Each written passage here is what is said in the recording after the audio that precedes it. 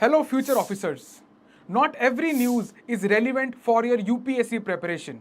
Hi, my name is Rohit Garcha, and I'm here to bring you the 25 years experience of Abhimanyu IAS, which has given more than 2200 selections since 1999. This is a 7-minute current affair series called To the Point. जिद से जीत तक. Hi everyone. बच्चे, आज का जो हमारा topic है ये आपका सोशल इशू है ना, प्लस आपका पॉलिटी गवर्नेंस से रिलेटेड टॉपिक है. दोनों की इक्वल वेटेज रहेगी इस टॉपिक के अंदर. उसके एग्जैक्टली मिडिल में इंटरसेक्ट करता हुआ ये आज का हमारा जो है वो टॉपिक है. Recently NHRC which is national human rights commission, right बच्चे, फर्स्ट ऑफ ऑल तो मुझे कमेंट्स में ये बताइए लिख के कि जो NHRC है ये हमारी किस टाइप की बॉडी है. Is it a statutory body, non statutory body, constitutional body, ये क्या है ना, which type of body is NHRC, right. तो एक बार मुझे कमेंट्स में जरूर लिख के बताइए आप, और हो सके तो इधर उधर देखना मत, जो आपको पता है वही लिख दीजिए, राइट. आइए बच्चे, NHRC ने रिसेंटली एम्फसाइज किया है that there is an urgent need to adopt and implement the recommendation of the Idate commission, right. अगर आपने वीडियो के इस पे क्लिक करते हुए इसको आईडेट पढ़ा होगा तो ये आईडेट नहीं है बच्चे, this is Idate commission, right. ये किसी के नाम पे रखा हुआ कमीशन है. This is Bhiku Ramji Idate, Padmashri awardee, right. इनके नाम के ऊपर ये कमीशन है. इनकी चेयरमैनशिप के अंदर ये कमीशन जो है वो बनाया गया था, राइट. NHRC ने क्या कहा है सिंपली कि आपने इदाते कमीशन की जो रिकमेंडेशंस है उनको इंप्लीमेंट करने का वक्त आ गया, उनको इंप्लीमेंट कर दीजिए, राइट. क्या है उनकी रिकमेंडेशन, किस चीज के ऊपर कमीशन बैठा था उसको देख लेते हैं फटाफट. तो इन्होंने क्या कहा NHRC ने, that it has urged the government to repeal the habitual offenders act. ये सक्सेसर है किसी एक्ट का, राइट. और appoint a representative from the denotified tribe community along with the nodal officers as mandated by the act. ठीक है जी. इसके अलावा उन्होंने बोला it recommended the exclusion of DNTs, denotified tribes, nomadic tribes, semi-nomadic tribes from the SC, ST, OBC categories and creating tailored policies for them. अब आपको समझ में आ रहा होगा कि बेसिकली SC, ST और OBC के अंदर, ST के अंदर ट्राइब्स इंक्लूडेड है. Still there is a category जो कि ट्राइबल तो है लेकिन वो ST में नहीं है, right.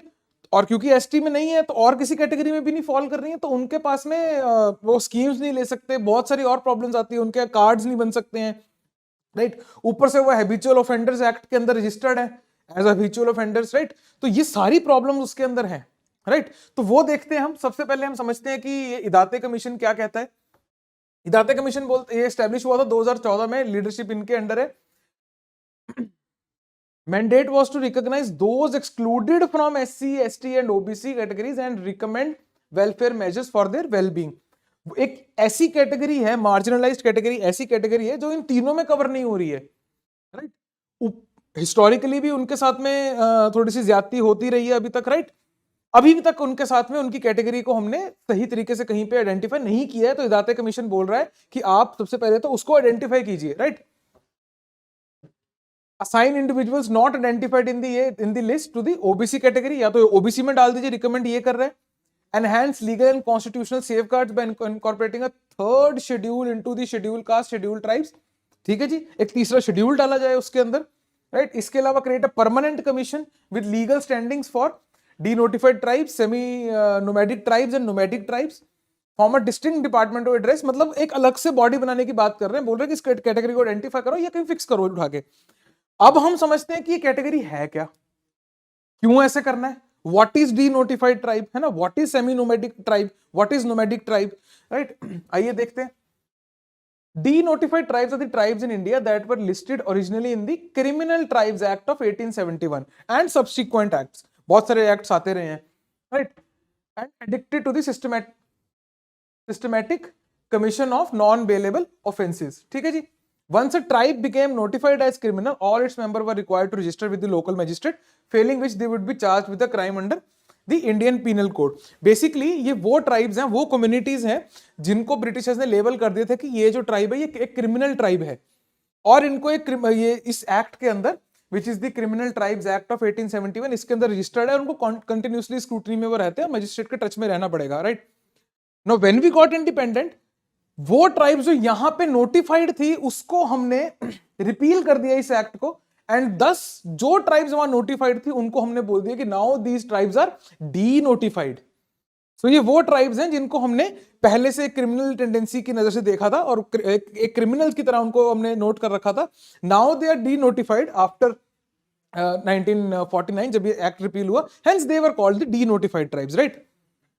This act, however, was replaced by a series of habitual offenders act that asked police to investigate suspects criminal tendencies and whether their occupation is conducive to settled way of life or not. ठीक है बच्चे, तो basically act जो है वो replace हो गया और वर्ड रिप्लेस हो गए. अब हम क्रिमिनल्स नहीं बोलते हैं, हैबिचुअल ऑफेंडर्स बोल देते हैं, right? There might be some truth behind it also, है ना. हो सकता है कि अगर इतनी सारी सरकारें इसको कर रही हैं तो कुछ बात यहाँ पे भी सच हो सकती है. लेकिन अगर आप बाय चांस अगर आप ही इसी कम्युनिटी में पैदा हो गए हैं तो you will be a born criminal. ये भी एक पंगा है, right? Hence the tribe is called D notified tribe. और अब क्योंकि ये बाकी कैटेगरीज में नहीं फॉल करती हैं, दैट्स वाई ये पर्टिकुलर जो कैटेगरी है इसको अलग से एस्टेब्लिश करने की बात करिए. इसके लिए एक कमीशन जो सेट हुआ था which is called Idate commission, right? तो आपके लिए क्या इंपॉर्टेंट है कि इदाते कमीशन किस लिए है, what is a D notified tribe, है ना. और इसके अलावा एनएचआरसी जो है ये टॉपिक आपके लिए बच्चे इस बार एक्टिव हो गए हैं.